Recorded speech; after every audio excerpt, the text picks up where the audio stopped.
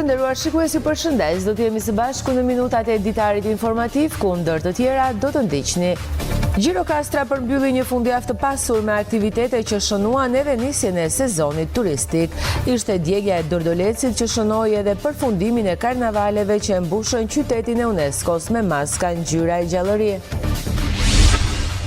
Postimi fundit i kryeministrit Edi Rama në rrjetet sociale ka rikthyer në vëmendje atmosferën që të ofron Gjirokastra gjatë fundjavave. Në videon e publikuar nga qyteti Gurt, shfaqet gjallëria në rrugicat me kaldrëm, ku muzika, shëtitjet dhe prania e vizitorëve krijojnë një atmosferë të veçantë për qytetarët dhe turistët. Bashkia me Maliajt po tërheq gjithnjë më tepër vizitor, veçanërisht turistë huaj, të cilët zgjedhin të njohin nga afër historinë dhe trashëgiminë e kësaj zone. Ndër pikat më të frekuentuara mbeten Miniera e Minatorit, Muzeu Etnografik, si dhe Muzeu i Minatorit, të cilat zgjojnë interes të veçantë tek vizitorët që duan të zbulojnë historinë e zonës dhe jetën e dikurshme të banorëve të këtij qyteti. Drejtuesit e shkollës së bashkuar Lefter Talo në Livadja janë duke zbatuar planin e masave për përgatitjen e 11 maturantëve. Sipas drejtoreshës, maturantët preferojnë të vazhdojnë studimet e larta në Tiranë ose në Greqi. Ju njohim tani më gjërësisht. Gjirokastra përmbylli një fundjavë të pasur me aktivitete që shënuan edhe nisjen e sezonit turistik. Ishte djegja e Dordolecit që shënoi përfundimin e karnavaleve dhe mbushi qytetin e UNESCO-s me maska ngjyra e gjallërie. Festa e karnavaleve për 2 ditë risolli një nga traditat më të bukura të Gjirokastrës, e cila u përmbyll mbrëmjen e së shtunës me djegjen e Dordolecit. Rituali i fundit i karnavaleve simbolizon një pastrim simbolik ku çdo gjë negative digjet për të zënë vend e mira dhe e bukura. Simbolizon që gjërat e këqija të ikin dhe gjërat e mia të mira të vinë. Ne sot i mbyllëm karnavalet, që një festë shumë e bukur, u organizua shumë bukur, mua më pëlqeu shumë. Djegja e Dordolecit u bën në atmosferën e këndshme të kërcimeve latine që erdhën të interpretuar nga kërcimtarët e vogla. Sot kaluam shumë bukur, u argëtuam shumë, ne kërcyem dhe unë mendoj se kërcyem shumë bukur. Karnavalet janë shumë të bukura për fëmijët. Sot morëm pjesë edhe te djegja e Dordolecit. Ne u kënaqëm shumë. Këtu do kërcej kam për të treguar një kërcim që jemi përpjekur me mësuesë Altin dhe ne do ta kërcejmë këtu sot, që ka lidhje edhe me karnavalet. Pjesë e këtij aktiviteti të bukur jemi bërë edhe neve së bashku me fëmijët që rajon, kur kemi ardhur për mbylljen e festimit të karnavaleve. Është dita e fundit sot, do të ndjekim Dordolecin.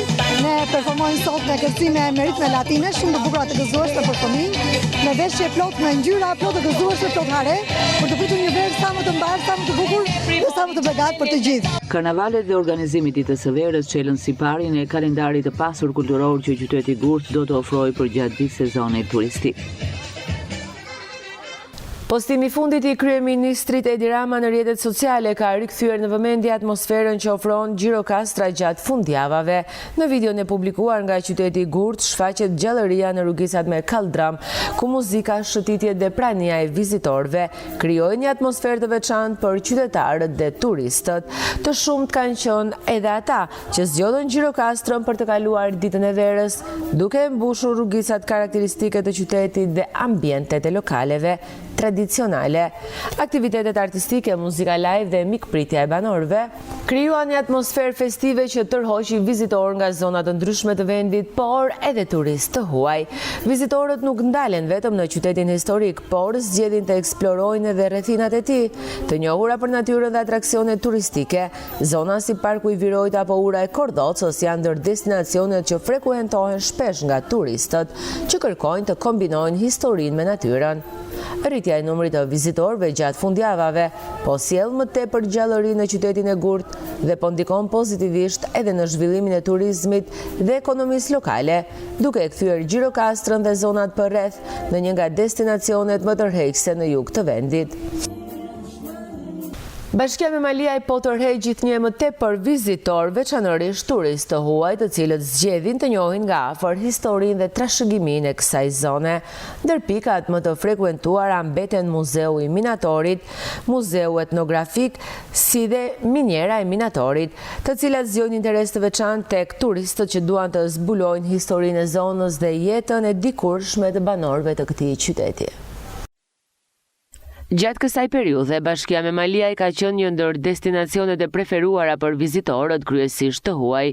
Ndër pikat më të frekuentuara kanë qenë Miniera e Memaliajt, Muzeu Etnografik i këtij qyteti, si dhe Muzeu i Minatorit, të cilat tërheqin vizitorë të interesuar për historinë dhe trashëgiminë e zonës. Gjatë kësaj periude, Bashkia me Maliaj ka qenë e vizituar kryesisht nga të huajt, por jo të tepërt në numër si në periudhën e verës dhe të vjeshtës, kanë qenë kuptojnë më të pakët, por që rezultati ka qenë i kënaqshëm, kryesisht tek Miniera, tek bujtinat që kemi këtu përreth, tek shëtitoria, kanë interes të veçantë, sidomos për muzeun etnografik dhe atë të Minatorit. Vizitorët i tërheq më tepër në Memaliaj e tërheqin sidomos rrethinat që janë pikat turistike të largëta, i tërheq qendra e qytetit që nga sheshi Minatori ku bëhen foto nga të gjithë të huajt, i tërheq Miniera, Lumi Vjosa, i tërheq shëtitoria, çdo gjë domethënë në Memaliaj pëlqejet. Sipas të dhënave që vijnë nga Drejtoria e Turizmit në Bashkinë e Memaliajt, ka nisur edhe përgatitjet për sezonin e ri turistik. Aktualisht përpunohet për pastrimin dhe mirëmbajtjen e shtigjeve që të çojnë drejt pikave turistike të kësaj bashkie. Ne po përgatitemi edhe për çeljen e re të sezonit turistik dhe po merrim kryesisht me pastrimin e shtigjeve për motorët, biçikletat, për këmbësorët, për t'i bërë sa më të aksesueshme këto pika, si për vendasit dhe për të huajt. Po punohet edhe me sinjalistikat e rrugëve që të shpjen në këto vende turistike, vendosja e numrave telefonit, numrat e emergjencave. Autoritetet vendore shprehen se përmirësimi i infrastrukturës turistike dhe promovimi i vlerave historike e natyrore ka sjell një rritje të numrit të vizitorëve nga viti në vit. Drejtuesit e shkollës së bashkuar Lefter Talo në Livadja janë duke zbatuar planin e masave për përgatitjen e 11 maturantëve. Sipas drejtoreshës, maturantët preferojnë të vazhdojnë studimet e larta në Tiranë ose në Greqi. Intelektualët e shkencëtarët afirmuar në vendin tonë dhe jashtë shtetit kanë ndjekur sistemin e arsimit parauniversitar në shkollën e bashkuar Lefter Talo të Livadjas. Shkolla e bashkuar Lefter Talo Livadja u ndërtuar në vitin 1972 dhe brezat të tërë kanë dalë nga kjo shkollë dhe kontribuojnë sot në shoqëritë lokale këtu në Bashkinë e Finiqit, në Saran, në Shqipëri, në Greqi dhe në Evropë. Klasa e 12 e kësaj shkolle kanë gjetur në saj 11 maturantë. Drejtuesit e këtij institucioni arsimor vazhdojnë me zbatimin e implementimin të planit për përgatitjen e maturantëve. Për provimet e maturës janë krijuar që në fillim që ka ardhur urdhri, si Komisioni i Maturës Shtetërore, ashtu dhe Komisioni i Provimeve të Lirimit për sistemin parauniversitar, janë krijuar gjithashtu grafikët e konsultimeve, janë marrë masa për të filluar që të bëhen në çdo lëndë plani i konsultimeve. Gjithashtu janë informuar si prindërit bile i kemi kërkuar 2 herë në takim dhe do të vazhdojmë pra të informojmë prindërit si dhe nxënësit për procesin që do të ketë si vjet matura shtetërore. Si në vitet e kaluar edhe si vjet, maturatët kanë preferencat e tyre për të ndjekur studimet e larta. Pjesa më e madhe e nxënësve shkojnë në Universitetin e Tiranës për shkak se shkolla jonë është një shkollë dëgjuese dhe dominojnë nxënësit e gjuhës shqipe, kështu që dhe pjesa tjetër shkojnë pothuajse në Greqi. Edhe si vjet do kemi nxënës të cilët do vënë në Greqi dhe një pjesë e mirë e tyre do vënë në universitetet besoj këtu brenda vendit. Në njësinë vendore të Finikit funksionon vetëm një shkollë e bashkuar, ajo Lefter Talo e Livadjas. Gjatë kësaj periudhe, fermerët në Dropull po punojnë tokat bujqësore për të mbjellat e pranverës. Kultura bujqësore e Mistrit do të kultivohet në sipërfaqen më të madhe të tokave të punuara, por fermerët janë të shqetësuar për furnizimin me ujë gjatë sezonit të vaditjes. Fermerët në Dropull po kujdesen për fushat e mbjella me grur në ditët e para të pranverës. Njëkohësisht, vazhdon plugimi i tokave bujqësore për të mbjellat e stinës, kryesisht me kulturën e Mistrit. Të gjithë fermerët tani kanë kushtuar vëmendje plugimi për kulturën e Mistrit. Dhe për pak o ditë do të fillojë edhe mbjellja e Mistrit. Ka shumë interes nga fermerët për të mbjellë Mistrit si vjet? Patjetër, me se shikoj patjetër dhe kanë filluar të punojnë së gjeri. Edhe specialist pranë drejtorisë bujqësisë në Bashkinë e Dropullit, po ndjekin nga afër situatën dhe u japin asistencë teknike fermerëve. Interesi është shumë i lartë, sidomos si vjetë, që kemi një situatë hidrike shumë më të lartë se vitet e tjera, të tëra liqenet janë mbushur në kapacitetin maksimal, edhe kam filluar punimet e pranverës, si quhet, para se të mbillet, se zakonisht Mistri mbillet në periudhën e prillit, tani në muajin tjetër. Edhe ka një interes shumë të madh se vitet e tjera. Cilat janë kulturat e tjera që mbyllen në këtë periudhë? Kulturat e tjera, sidomos në Dropull, që nga koha e mëparshme, është gruri dhe Mistri. Gruri si vjet, për shembull, kishte një nga lagështia e madhe, kishte një mosmbirje gati 25% më ulët nga vitet e tjera dhe është rimbjell përsëri. Domethënë fermerët kanë harxuar pak më shumë se vitet e tjera. Po në këtë moment me ndalimin e rreshjeve dhe përmirësimin e kushteve atmosferike, kemi një përmirësim të kulturës së grurit. Kulturat të tjera përveç këtyre grurit dhe Mistrit ka? Që mbyllen? Janë foragjeret, sidomos trifili edhe më shumë jonxha. Prapë jonxha mbyllet në kohën në prill. Edhe si vjet tani fillojnë punimet prapë për jonxhën dhe fillon në prill mbjellja e saj. Ka një interes shumë të madh. Gjithsesi, fermerët në shumë raste nuk deklarojnë sipërfaqen e saktë të mbjellat e kulturave bujqësore të grurit dhe të Mistrit, kurse nuk e fshehin shqetësimin e tyre për mbarvajtjen e sezonit të vaditjes pasi rezervuari Pepeli ndodhet në proces rikonstruksioni. Procesi aplikimeve për shfrytëzimin e kullotave gjatë sezonit veror ka nisur në Bashkinë e Tepelenës.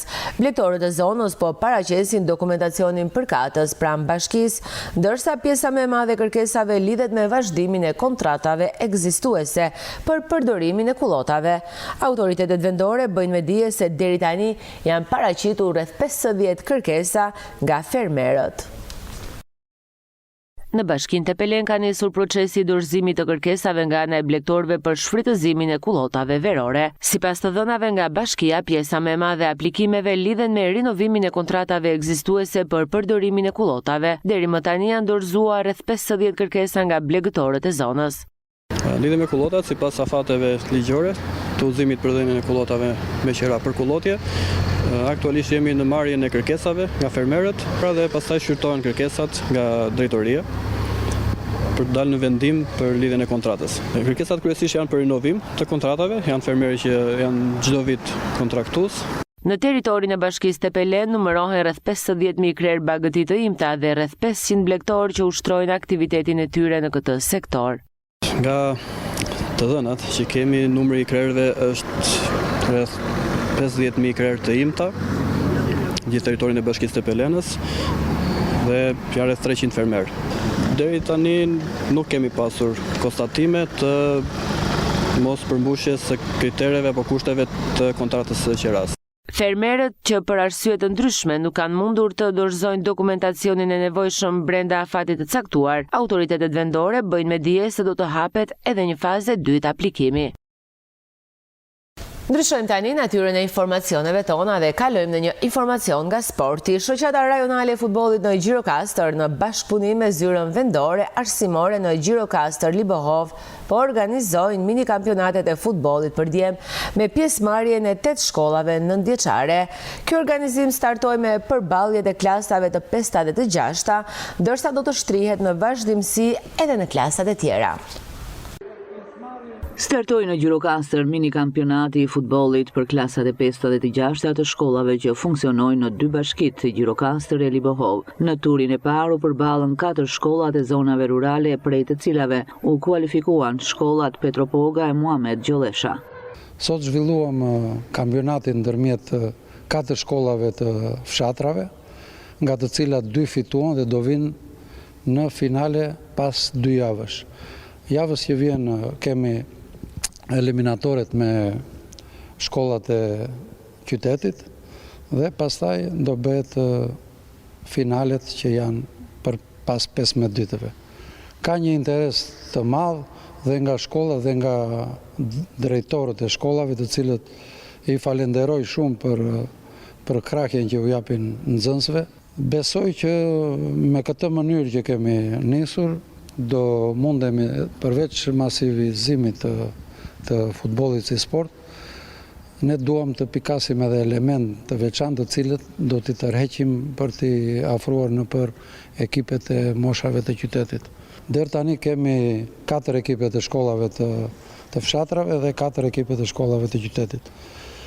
Të mbarojmë këtë kampionat dhe më vonë themi që të bëjmë një kampionat, do me thënë shtator, duhet të bëjmë një kampionat që të jetë të vazhdoj gjatë gjithë vitit dhe të jetë kampionat i rregullt me pikë, me kohë të caktuar që në fillim të vitit. Pas shpalljes të ekipit fitues për klasat e 5 dhe 6, ku janë përfshirë rreth 80 nxënës, ky organizim do të vijojë edhe për grup moshat e tjera. Aktivitetet të tilla shërbejnë jo vetëm si mjet edukimi, por edhe për promovimin e talenteve të reja në futboll.